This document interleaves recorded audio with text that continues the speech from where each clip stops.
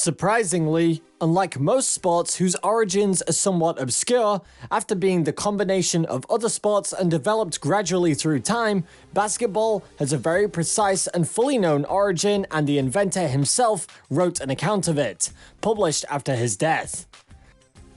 The game of basketball, as it is known today, was created by Dr. James Naismith in December 1891 in Springfield, Massachusetts, to condition young athletes during cold months. Naismith was a Canadian physical education instructor at YMCA International Training School, now known as Springfield College, in Springfield, Massachusetts. Upon the request of his boss, Naismith was tasked to create an indoor sports game to help athletes keep in shape in cold weather. It consisted of peach baskets and a soccer-style ball. He divided his class of 18 into 2 teams of 9 players each and set about to teach them the basics of his new game. The objective of the game was to throw the basketball into the fruit baskets nailed to the lower railing of the gym balcony. Every time a point was scored, the game was halted so the janitor could bring out a ladder and retrieve the ball. After a while, the bottoms of the fruit baskets were removed. The first public basketball game was played in Springfield, Massachusetts on March 11, 1892. There were only 13 rules of basketball. Number 1. The ball may be thrown in any direction with one or both hands. Number 2. The ball may be batted in any direction with one or both hands. Number 3. A player cannot run with the ball. The player must throw it from the spot on which he catches it. An allowance to be made for a man who catches the ball when running at a good speed. Number 4. The ball must be held in or between the hands. The arms or body must not be used for holding it. Number 5. No shouldering, holding, pushing, tripping, or striking in any way the person of an opponent shall be allowed. The first infringement of this rule by any person shall count as a foul. The second shall disqualify him until the next goal is made, or if there was evident intent to injure the person, for the whole of the game, no substitute. Number 6. A foul is striking the ball with the fist, violation of Rules 3 and 4 as such as described in Rule 5. Number 7. If either side makes 3 consecutive fouls, it shall count a goal for opponents. Number 8. A goal shall be made when the ball is thrown or battered from ground into the basket and stays there. If the ball rests on the edge and the opponent moves the basket, it shall count as a goal. Number 9. When the ball goes out of bounds, it shall be thrown into the field and played by the person first touching it. In case of a dispute, the umpire shall throw it straight into the field. The thrower in is allowed 5 seconds. If he holds it longer, it shall go to the opponent. If any side persists in delaying the game, the umpire shall call a foul on them. Number 10. The umpire shall be the judge of the men and shall note the fouls, and notify the referee when 3 consecutive fouls have been made. Number 11. The referee shall be the judge of the ball and shall decide when the ball is in play, in bounds, and to which side it belongs, and shall keep the time.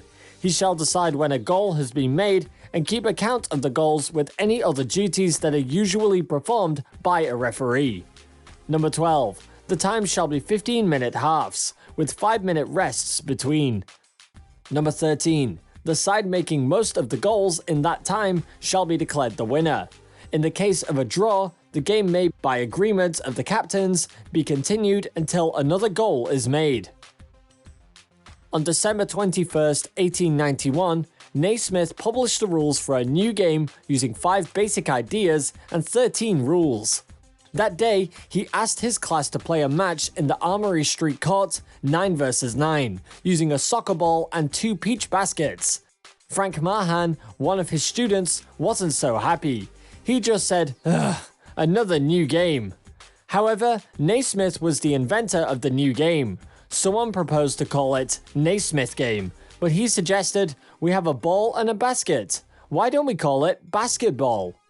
There were other differences between Naismith's first idea and the game played today. The peach baskets were closed, and balls had to be retrieved manually until a small hole was put in the bottom of the peach basket to poke the ball out using a stick.